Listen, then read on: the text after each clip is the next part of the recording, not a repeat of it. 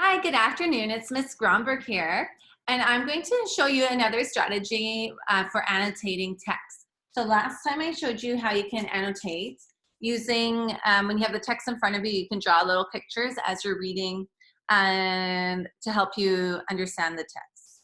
So the purpose of making annotations is to help increase comprehension. Today, what we're going to do is just use the text that I have in front of me. I'm not going to add connections or questions or anything like that. I'm just going to use annotations for a story retell. So that is my purpose today. So that's all I'm going to focus on is this story and nothing beyond that. But annotations are very important to use, and there's many different ways you can use it. So as a reminder, annotate means to add notes to a text, giving explanation or comments. But once again, I'm not really adding to the text, but I'm using this as a strategy to understand the text at a deeper level and also to help me with my retell. So this time what you're going to do, and you might want to pause so you can copy this. Once again, I'm using graph paper, and because it helps me make my straight lines, I write my date on the left-hand side, I write my name, and I write the title of the story or the book that you're using for this activity. Then I make a T-chart divided in half. Pictures go on one side and words go on the other side. I'll hold this for a moment, but it's probably easier to pause the video. So, did you pause it? Did you write it down? Okay. So anyways, let's begin. I'm going to read the story, and I actually drew the pictures already to save time. Drawing can take a little bit of extra time. So, but while you're drawing, you don't want to spend too much time drawing. It's just to help you understand the text. So your drawings don't need to be perfect. They're just little sketches. It takes each one took me maybe 30 seconds at the most, okay, the maximum amount of time. So here's the story, The Hare and the Tortoise.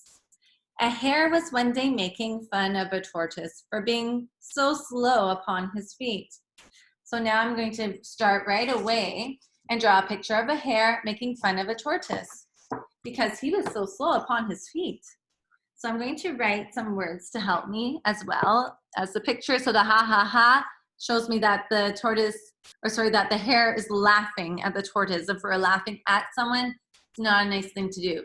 Right? We don't laugh at people. He's making fun and teasing because he's so slow upon his feet. I might even draw feet if I want to add that into my retell, but that's okay. I mean, it doesn't have to be, actually, I don't even want it to be word for word. I want it to be told in my words, okay? So as long as I have the big ideas of the story. Wait a bit, said the tortoise. I'll run a race with you, and I'll wager that I win. Oh, well, replied the hare, who was much amused at the idea. Let's try and see. And it was soon agreed. I'm just going to stop there. So, so I'm going to draw a picture of the tortoise, and the tortoise has an idea. So I made a little light bulb to show an idea. It looks more like an exclamation mark now that I'm looking at it, but I'll remember it's a light bulb. Maybe I should do little lights or little like it's shining. Okay, so little lines. So then I'll remember it's the tortoise that says, let's have a race. Oh, was it the tortoise? He's the one with the idea, so I believe he must have said, let's have a race. But if you might forget something, you might want to add it on there because I don't want to forget any of those details. It must be, though, because the hare thought it was a funny idea and says, let's try.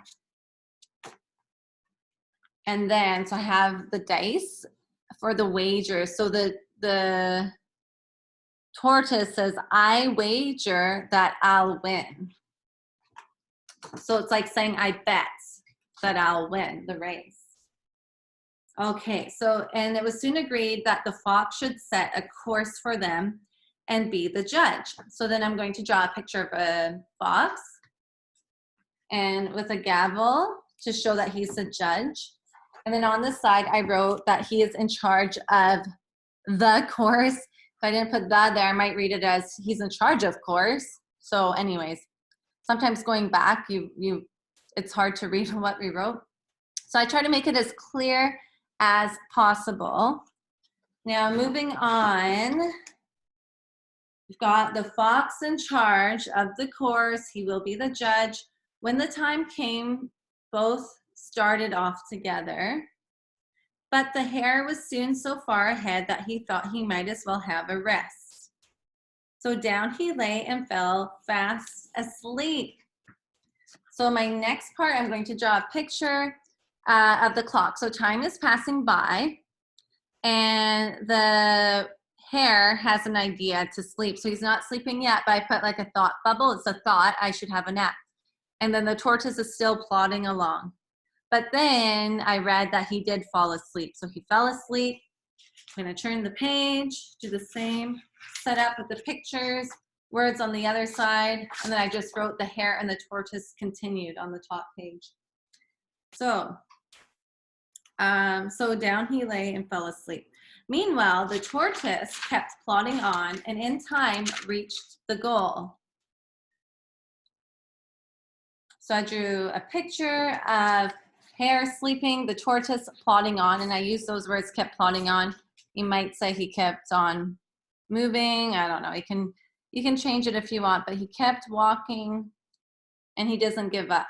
And he's probably hopeful because hare is sleeping. So of course, if someone's not moving ahead, you have the chance to catch up and pass.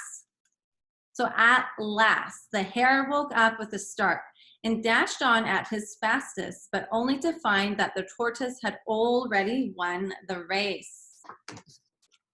So here's Hare waking up and looking surprised. And then there's the finish line here. And I can see Tortoise is passing the finish line. And then I know here's the hare. He hops as fast as possible, but it's too late. There's Tortoise with the first place prize. And then I wrote this. I decided to change my and symbol. So I did SASWTR. What could that mean? The last one here, they're the same. I just did an and symbol there. It's the last line.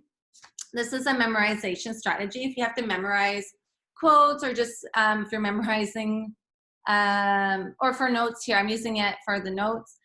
And I put the last sentence, I took the first word in each, I took the first letter in each word. Slow and steady wins the race. So I said SASWTR. And that's going to help me remember the final phrase. Okay, so slow and steady wins the race.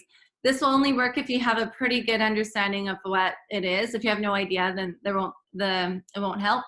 But I've been surprised. I use that as a technique for memorization, and I've been surprised at how much easier it is to memorize direct quotations if I need to when you use that strategy. Okay, so remember the goal is that I can retell the story using my pictures and words. So let's see if I can do it.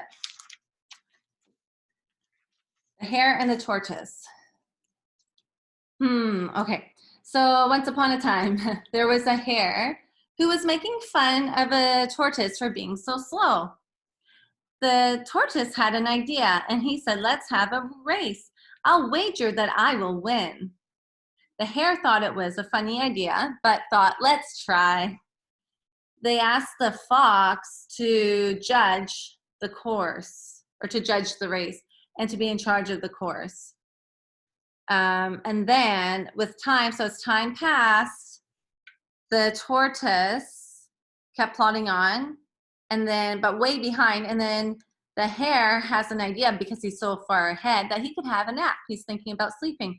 Then he falls asleep. So the hare fell asleep. But guess what? Tortoise keeps plodding on. All of a sudden, hare wakes up and hops as fast as he can to the finish line, but it's too late. The tortoise has won the race. Oh, slow and steady wins the race. How did I do with my retell? That felt pretty good. I would love it if you could try it either with this story, or you could try it for another story too, where you annotate your book and divide it into pictures and words, okay? So give it a try. And I hope this helps you find greater meaning with the text that you read. See you later.